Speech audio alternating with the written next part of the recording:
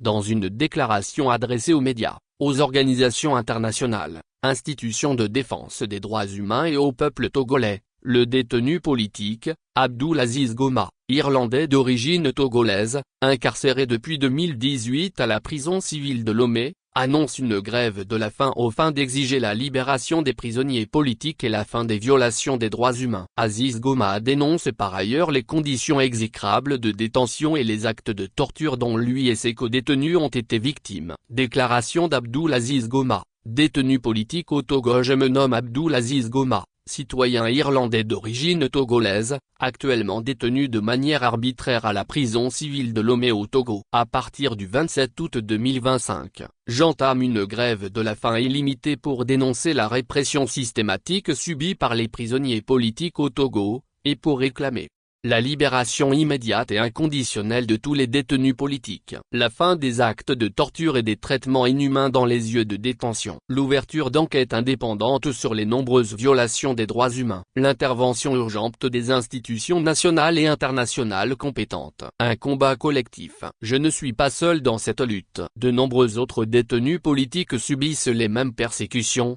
certains depuis des années. Plusieurs d'entre nous sont gravement malades, y compris moi-même, sans accès aux soins, et d'autres sont morts dans le silence. Voici ce que nous vivons: arrestation arbitraire sans mandat ni charge légale, torture physique et psychologique, coups, électrocution, isolement prolongé, procès inéquitable ou absence totale de jugement, conditions de détention inhumaines, prison surpeuplée, insalubre, sans soins médicaux. Exemple, je suis l'un des prisonniers, arrêté en 2018, et j'ai actuellement perdu l'usage de mes jambes suite à des séances de torture. D'autres, pères de famille, dont le dernier au nom de Karou Oim est décédé en date du 7 février 2025. Mes revendications sont légitimes et fondées en droit. Mes demandes s'appuient sur les textes juridiques que le Togo a ratifiés. Déclaration universelle des droits de l'homme, DUD, -article 5, interdiction de la torture, -article 9, interdiction de la détention arbitraire, -article 10,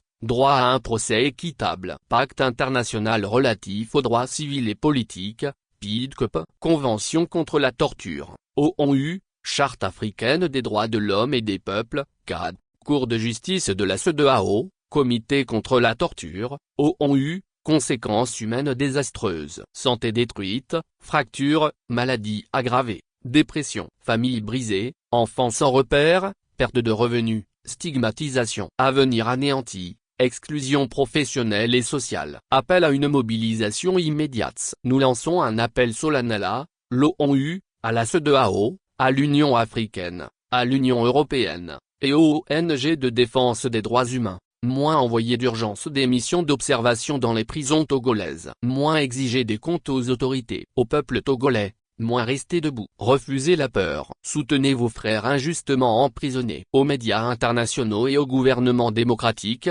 moins ne détournez pas le regard. Chaque silence est complaisant. Chaque jour compte. Ce que nous attendons dans les 72 heures. 1. La libération sans condition de tous les détenus politiques. 2. L'ouverture d'enquêtes impartiales sur les actes de torture. 3. Une prise de position publique des autorités compétentes. 4. L'accès immédiat à des soins médicaux pour les détenus. Conclusion. Je sacrifie mon corps pour alerter le monde sur l'injustice que nous vivons. Ce combat n'est pas seulement le mien, il est celui de tous ceux qui refusent l'arbitraire. Je vous appelle à ne pas détourner le regard. Je vous appelle à l'action. Maintenant. Abdoulaziz Goma, prison civile de Lomé au Togo, le 20 août 2025.